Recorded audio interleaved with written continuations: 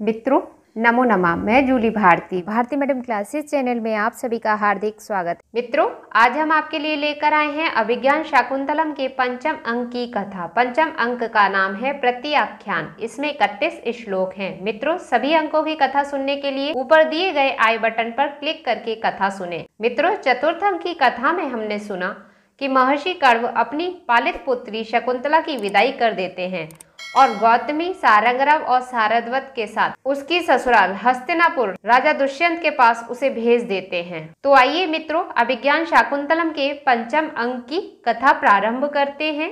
आसन पर बैठे हुए राजा दुष्यंत और विदूषक दिखाई देते हैं। विदूषक कान लगाकर सुन रहा है और राजा दुष्यंत से कहता है कि हे मित्र ध्यान से सुनिए, संगीतशाला के अंदर से सुरीली और मधुर आवाज आ रही है। यह तो रानी हंसपदिका गा रही हैं। राजा दुष्यंत कहते हैं रुको मैं सुनता हूँ।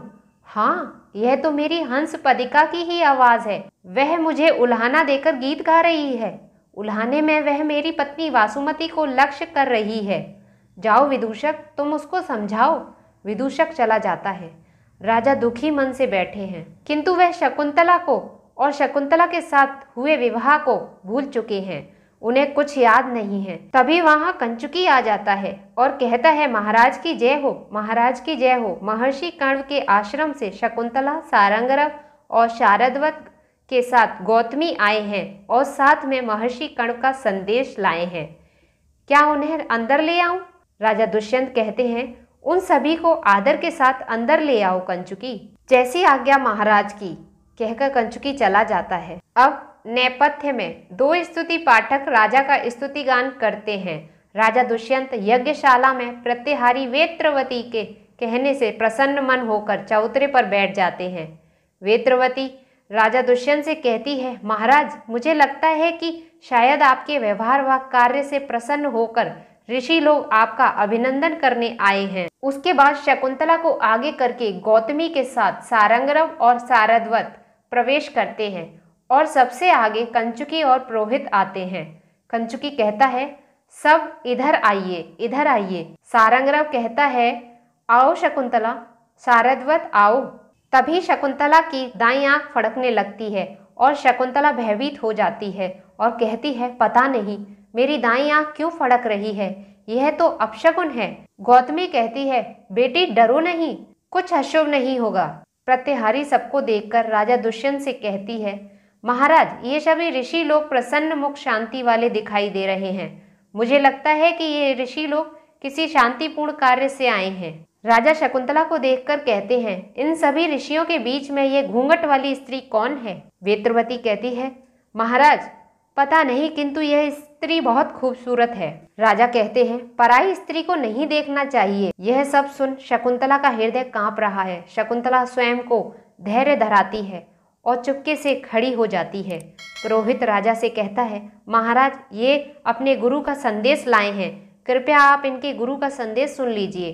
राजा दुष्यंत कहते हैं ऋषिजन मैं आपको प्रणाम करता हूँ, आप अपने गुरु का संदेश सुनाएं।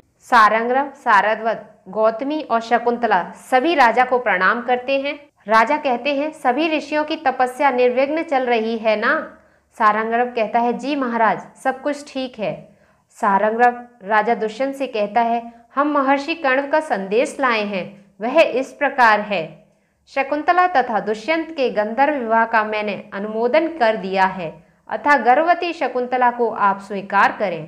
राजा दुष्यंत यह सुनकर आश्चर्यचकित हो जाते हैं और शकुंतला के साथ विवाह की घटना को झूठ बताते हैं। वह शकुंतला को अपनी पत्नी नहीं मानते। गौतमी शकुंतला का मुख राजा दुष्यंत को दिखाती है, फिर भी राजा दुष्यंत शकुंतला को नहीं पहचानते। शकुंतला राजा दुष्यंत को अंगूठे दिखाना चाहती है। जैसे ही शकुंतला हाथ आगे करती है शकुंतला की उंगली में अंगूठी ही नहीं होती। वह बहुत आश्चर्यचकित हो जाती है। गौतमी कहती है पुत्री अंगूठी कहाँ है? शकुंतला कहती है पता नहीं अंगूठी कहाँ है, लेकिन मेरे हाथ में ही तो थी। गौतमी कहती है तो अब कहाँ चली गई? शकुंतला कहती है पता नहीं। गौतमी कहती है मुझे लगता है अंगूठी शक्रावतार में सची तीर्थ जल की वंदना के समय गिर गई होगी। शकुंतला राजा दुष्यंत को संयोग के दिनों के मधुर प्रसंगों को सुनाती है, पर राजा को कुछ भी याद नहीं आता। अंगूठी ना दिखा पाने के कारण राजा शकुंतला को कपट व्यवहार करने वाली स्त्री समझते हैं। जब राजा दुष्यंत शकुंतला को अपनी पत्नी स्वीकार नहीं करते तो सारध्वत क्रोध में आ जाता है और राजा को खरी खोटी सुनाता है और शकुंतला को वहीं छोड़कर चला जाता है। उसी के साथ सारंगराव और गौतमी भी आश्रम वापस लौट जाती हैं। राजा दुष्यंत अनिश्चय अवस्था में पड़ जाते हैं। ऐसी स्थिति में पुरोहित स्थिति को संभालते हैं। वह कहते हैं कि संतान उत्पत्ति तक शकुंतला मेरे घर रहेगी।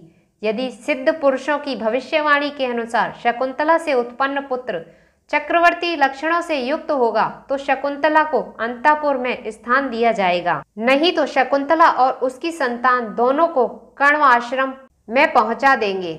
राजा इस बात से सहमत हो जाते हैं। शकुंतला रोती हुई पुरोहित के पीछे चल पड़ती है। इतने में सची तीर्थ में स्त्री रूप एक दिव्य ज्योति उसे वहां से उठा ले जाती है। इस घटना से राजा को संदेह होता है कि कहीं वह भूल तो नहीं कर रहा है। राजा वेत्रवती से कहते हैं, शकुंतला का त्याग करना कहीं मेरी भूल तो नहीं है, किंतु मैं उसके साथ किए गए विवाह को याद नहीं कर पा रहा हूँ। यह कहकर राजा चल देते हैं। यहीं पर पंचम अंक की कथा समाप्त हो जाती है। मित्रों, यदि आपको ये अभिज्ञान शाकुंतलम के पंचम अंक की कथा पसंद आई है तो वीडियो को लाइक करें, शेयर करें, कमेंट करें। साथ ही साथ सभी संस्कृत की कथाएं सुनने के लिए भारती मैडम क्लासेस चैनल को सब्सक्राइब करें। बेल आइकन बटन दबाकर ऑल पर क्लिक करें जिससे कि हमारे नए वीडियोस के नोटिफिकेशंस आप तक पहुंच सकें।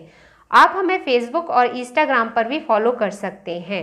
संस्कृत गीत सुनने के लिए ऊपर दिए गए आई बटन पर क्लिक करें और संस्कृत महाकाव्य, नाटक, उपन्यास, खंडकाव्य की कथाएं सुनने के लिए नीचे दिए गए डिस्क्रिप्शन बॉक्स के लिंक पर क्लिक करके सभी कथाएं सुन सकते हैं।